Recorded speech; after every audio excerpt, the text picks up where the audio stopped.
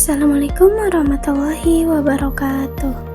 Nama Mita Adelia, Prodi PGMI 2, Sekolah Tinggi Agama Islam Kiai Haji Abdul Kabir, tugas UAS MK Metodologi Studi Islam, yang berjudul Al-Quran sebagai Sumber Agama Islam.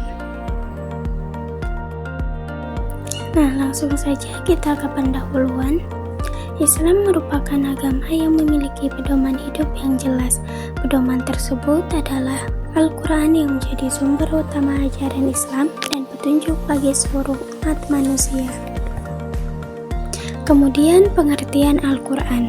Al-Quran adalah kitab suci umat Islam yang berisi firman Allah Subhanahu wa Ta'ala yang diturunkan kepada Nabi Muhammad SAW melalui malaikat Jibril. Al-Quran diturunkan sebagai petunjuk hidup bagi seluruh manusia agar dapat menjalani kehidupan yang benar dan diridhoi oleh Allah Subhanahu wa Ta'ala. Secara bahasa, Al-Quran berarti bacaan, sedangkan secara istilah Al-Quran adalah kalam Allah yang diturunkan kepada Nabi Muhammad SAW. Ditulis dalam mushaf, diriwayatkan secara mutawatir dan membacanya merupakan ibadah. Al-Quran merupakan mukjizat terbesar Nabi Muhammad SAW yang tetap terjaga keasliannya hingga saat ini. Kemudian, sejarah turunnya Al-Quran. Al-Quran pertama kali diturunkan pada malam Lailatul Qadar di Gua Hiro ketika Nabi Muhammad SAW berusia 40 tahun.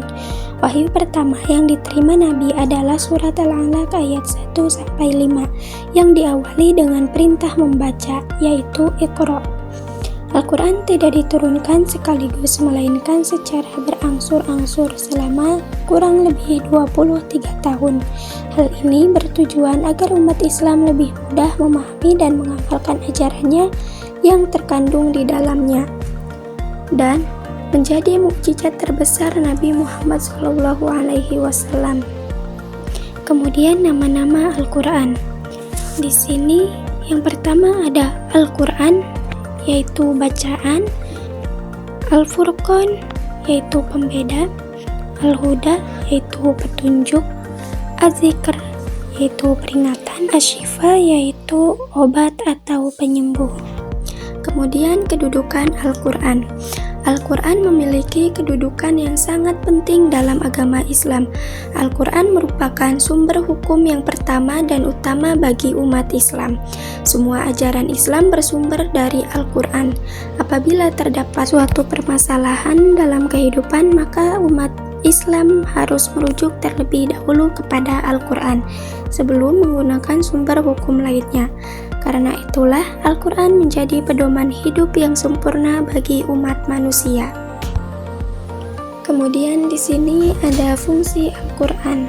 Al-Quran memiliki berbagai fungsi penting, diantaranya yaitu yang pertama sebagai petunjuk hidup.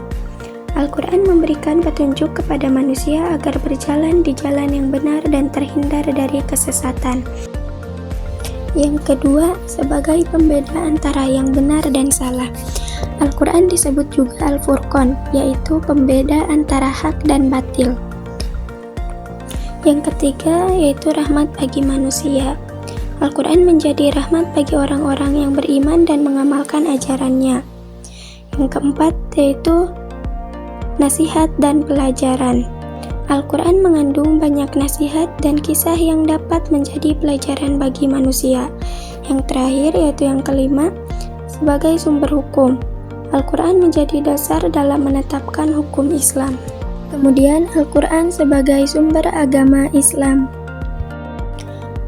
Al-Quran merupakan dasar seluruh ajaran Islam yang mencakup akidah, ibadah, akhlak, hukum, dan kehidupan sosial. Yang pertama, Al-Quran sebagai sumber akidah. Akidah merupakan keyakinan dasar seorang muslim. Al-Quran menjelaskan tentang keimanan kepada Allah Subhanahu wa Ta'ala, keimanan kepada malaikat, keimanan kepada kitab-kitab Allah, keimanan kepada Rasul, keimanan kepada hari akhir, dan keimanan kepada qada dan qadar. Melalui Al-Quran, umat Islam mengetahui dasar-dasar keimanan yang harus diyakini. Kemudian, yang kedua yaitu Al-Quran sebagai sumber ibadah. Al-Quran juga menjadi dasar pelaksanaan ibadah. Misalnya, perintah sholat, perintah puasa, perintah zakat, dan perintah haji. Meskipun tata cara rinci ibadah dijelaskan oleh hadis, dasar perintahnya terdapat dalam Al-Quran. Kemudian yang ketiga yaitu Al-Quran sebagai sumber akhlak. Akhlak merupakan perilaku atau karakter seseorang.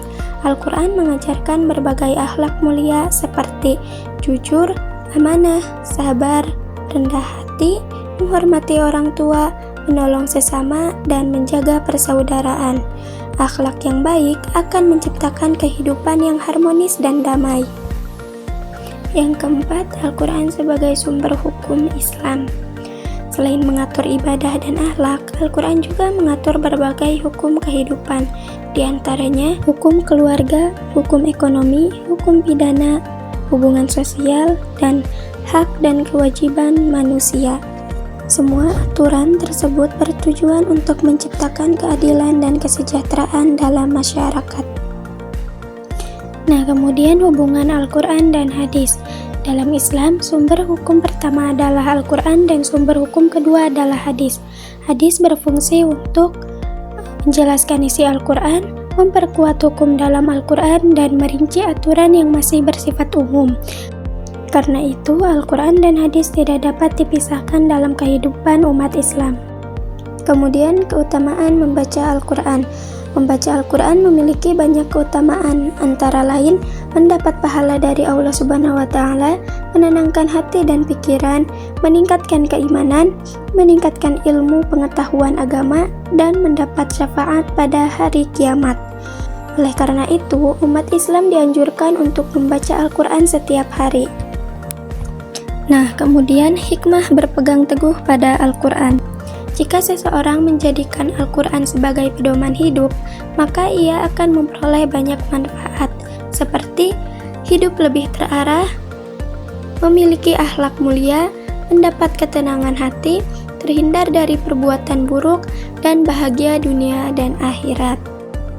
Kesimpulannya, berdasarkan penjelasan yang telah disampaikan, dapat disimpulkan bahwa Al-Quran merupakan sumber utama agama Islam yang menjadi pedoman hidup bagi seluruh umat manusia. Al-Quran berisi ajaran tentang akidah, ibadah, akhlak, hukum, dan berbagai aspek kehidupan lainnya. Oleh karena itu, setiap muslim wajib membaca, memahami, dan mengamalkan ajaran Al-Quran dalam kehidupan sehari-hari. Dengan menjadikan Al-Quran sebagai pedoman hidup, kita akan memperoleh kebahagiaan di dunia dan di akhirat. Demikian pemaparan mengenai Al-Quran sebagai sumber agama Islam. Semoga materi ini dapat menambah wawasan dan pemahaman kita tentang pentingnya Al-Quran dalam kehidupan umat Islam. Terima kasih atas perhatiannya. Wassalamualaikum warahmatullahi wabarakatuh.